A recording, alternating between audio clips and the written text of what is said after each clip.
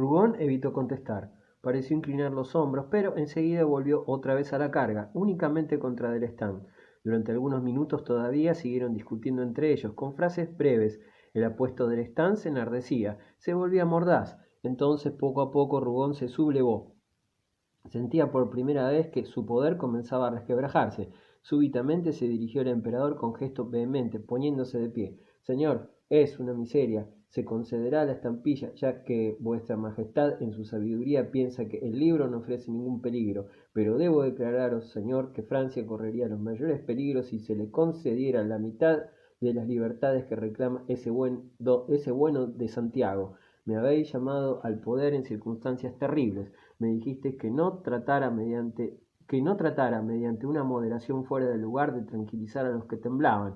Me hice temer de acuerdo con vuestros deseos. Creo haber seguido vuestras menores instrucciones y haber prestado los servicios que esperaban de mí. Si alguien me acusara de haber actuado con demasiada dureza, si se me reprochara el haber abusado del poder con que vuestra majestad me invistió, semejante reproche provendría, a no dudarlo, de un adversario de vuestra política. Pues bien, creedlo, el cuerpo social sigue estando profundamente turbado. Infortunadamente no he conseguido en pocas semanas curarlo de los males que lo roen. Las pasiones anárquicas siguen rugiendo en los bajos fondos de la demagogia. No quiero exhibir esa llaga ni exagerar su horror, pero tengo el deber de recordar su existencia para poner a vuestra majestad en guardia contra los impulsos generosos de su corazón.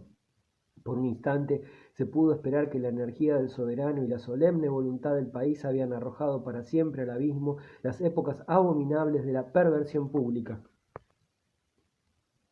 Los acontecimientos han demostrado el doloroso error en que nos hallábamos. Os ruego en nombre de la nación, señor, que no retiréis vuestra poderosa mano. El peligro no está en las excesivas prerrogativas del poder, sino en la ausencia de leyes represivas. Si retiráis vuestra mano, veréis bullir la hez del populacho. Os encontraríais de pronto desbordado por las exigencias revolucionarias y vuestros más enérgicos servidores no sabrían en poco tiempo cómo defenderos. Me permito insistir porque las catástrofes que sobrevendrían serían terribles. La libertad sin trabas es imposible en un país donde existe una facción que se obstina en desconocer las bases fundamentales del gobierno. Se necesitarán muchos años para que el poder absoluto se imponga a todos, borre de las memorias el recuerdo de las antiguas luchas y llegue a ser tan indiscutible que pueda permitir que se lo discuta. Fuera, no hay salvación para Francia. El día en que vuestra majestad considere que debe dar al pueblo la más inofensiva de las libertades, ese día comprometerá todo el porvenir. Una libertad acarrea una segunda libertad y después llega una tercera, barriéndolo todo, instituciones y dinastías.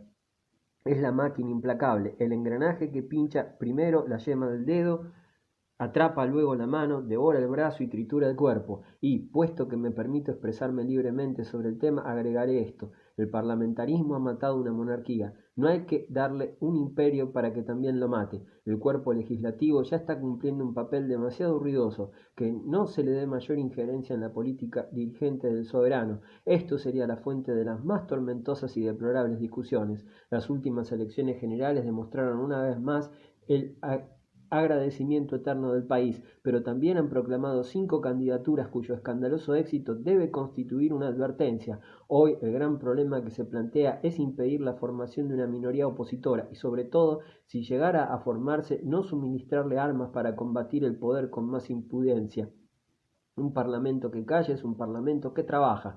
En cuanto a la prensa, señor, convierte la libertad en licencia. Desde mi entrada en el ministerio leo atentamente los informes y me siento asqueado todas las mañanas. La prensa es el receptáculo de todos los fermentos nauseabundos, fomenta las revoluciones y es la hoguera siempre ardiente que alimenta los incendios. Sería útil únicamente el día en que se haya podido domarla y emplear su fuerza como un instrumento de gobierno. No voy a hablar de las demás libertades. Libertad de asociación, libertad de reunión, libertad de hacer lo que se quiera. Se las pide respetuosamente en las veladas del buen Santiago. Más adelante se las exigirá. Eso es lo que me aterra. Que vuestra majestad oiga bien lo que digo. Francia necesita sentir durante mucho tiempo el peso de un brazo de hierro.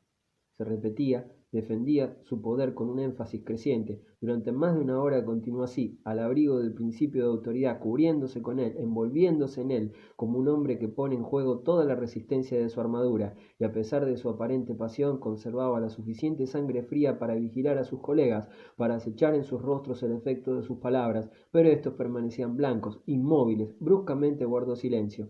El señor ministro del Interior ve demasiado negra la situación de Francia, dijo por fin el ministro de Estado. A mi parecer, nada amenaza nuestras instituciones. Reina un orden absoluto. Podemos descansar tranquilos en la alta sabiduría de su majestad. Es incluso una falta de confianza en ella expresar ciertos temores. Sin duda, murmuraron varias voces. Deseo agregar, dijo a su vez el ministro de Relaciones Exteriores, que Francia jamás ha sido más respetada en Europa. En el extranjero se rinde homenaje en todas partes a la política firme y digna de su majestad. La opinión de las cancillerías es que nuestro país ha entrado para siempre en una era de paz y de grandeza. Por otra parte, ninguno de aquellos señores se preocupó de combatir el programa político defendido por Rougon. Las miradas se volvían hacia Delestán, quien comprendió lo que se esperaba de él. Buscó 2 o 3 frases en las que comparó el imperio con un edificio. Es cierto que no debe minarse el principio de autoridad, pero tampoco hay que cerrar sistemáticamente la puerta a las libertades públicas. El imperio es como un lugar de asilo, un vasto y magnífico edificio cuyos cimientos indestructibles ha colocado su majestad con sus propias manos. Hoy sigue trabajando para elevar sus muros, pero llegará el día en que, terminada su tarea, tendrá que pensar en coronar el edificio, y entonces... Jamás, interrumpió violentamente Rougon. Todo se derrumbaría. El emperador extendió la mano para detener la discusión. Sonreía, parecía despertar de un sueño. Bueno, dijo, nos hemos apartado de los asuntos corrientes. Ya veremos. Se levantó agregando, señores, es tarde, almorzarán en el castillo. El consejo había terminado. Los ministros apartaron sus sillones y se pusieron de pie saludando al emperador, que se retiró lentamente. Pero su majestad se volvió murmurando, señor Rougon, una palabra, por favor. Mientras el soberano llevaba a Rougon hasta una ventana, sus excelencias se agruparon en torno a Delestán, a quien felicitaron discretamente con guiños de ojos, sonrisas significativas, todo un ahogado murmullo de elogiosa aprobación.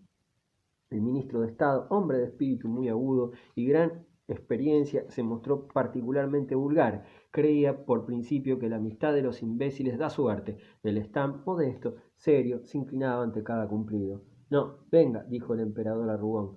Se decidió a llevarlo a su despacho, una pieza bastante estrecha, atestada de periódicos y de libros desparramados en los muebles. Allí encendió un cigarrillo y le mostró a Rougon un modelo en miniatura de un nuevo cañón, inventado por un oficial. El cañoncito parecía un juguete de niño. Adoptó un tono muy benevolente, como si quisiera demostrar al ministro que seguía dándole toda su confianza. Sin embargo, Rougon presintió una explicación y quiso ser el primero en hablar. Señor, dijo, sé con qué violencia se me ataca ante vuestra majestad. El emperador sonrió sin contestar. La corte, en efecto, se había vuelto de nuevo contra él. Ahora se le acusaba de abusar del poder y de comprometer el imperio con sus brutalidades. Circulaban acerca de él las historias más extraordinarias. Los corredores del palacio estaban llenos de anécdotas y de quejas cuyos ecos llegaban todas las mañanas al despacho imperial. Siéntese, señor Rougon, siéntese, dijo por fin el emperador bondadosamente.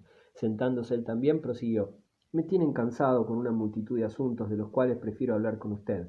¿Qué ha sucedido con ese notario que murió en Niort a consecuencia de una detención? Un tal Martineau, creo. Rougon dio tranquilamente detalles. Ese Martineau era un hombre muy comprometido, un republicano cuya influencia en el departamento podía ofrecer serios peligros. Se lo detuvo y murió. Sí, precisamente, murió. Eso es lo malo, replicó el soberano. Los diarios opositores se han apoderado del acontecimiento y lo refieren de un modo misterioso, con reticencias de un efecto deplorable. Todo eso me disgusta mucho, señor Rougon.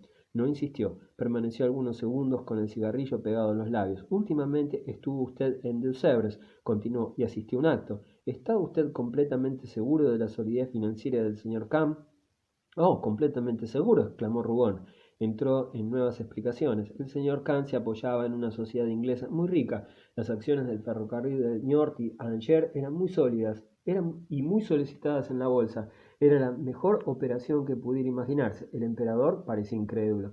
Algunas personas me han expresado sus temores, murmuró. Comprenderá usted qué desagradable sería que su nombre se viese mezclado a una catástrofe. En fin, puesto que usted me afirma lo contrario, Abandonó este segundo tema para pasar a un tercero. También se murmuraba del prefecto de Duxerves, de quien, según me han asegurado, están allí muy descontentos. Parece ha trastornado todo. Además creo que es hijo de un ex ujier cuyo extraño comportamiento da mucho que hablar en el departamento. El señor Dupuisat es amigo suyo, ¿no? Uno de mis buenos amigos, señor. El emperador se levantó en ese momento y Rugón hizo otro tanto. El primero se dirigió a una ventana y volvió poco después exhalando tenues volutas de humo.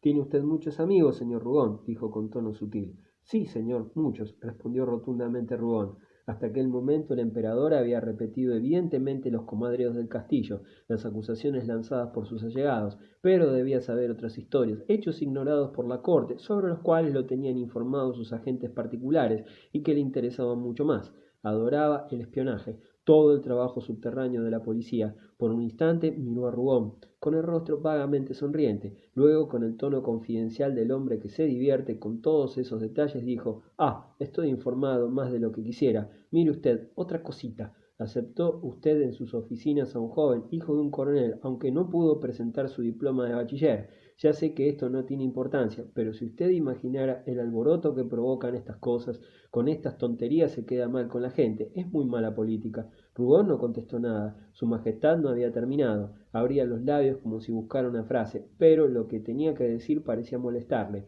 pues vaciló un instante antes de descender hasta ahí. Al fin balbuceó: no quisiera hablarle de Sugier, uno de sus protegidos, un tal Merle, ¿verdad? Se emborracha, es insolente, el público y los empleados se quejan. Todo esto es muy lamentable, muy lamentable. Después, alzando la voz, concluyó bruscamente: tiene usted demasiados amigos, señor Rugón. Toda esa gente le perjudica. Sería hacerle a usted un favor malquistarlo con ellos. Vamos, concédame la destitución del señor Dupuisat y prométame romper con los demás. Rugón permanecía impasible. Se inclinó y dijo con tono profundo: Señor, por el contrario, pido a vuestra majestad la cinta de oficial para el prefecto de Duxerves. Tengo también otros favores que solicitar.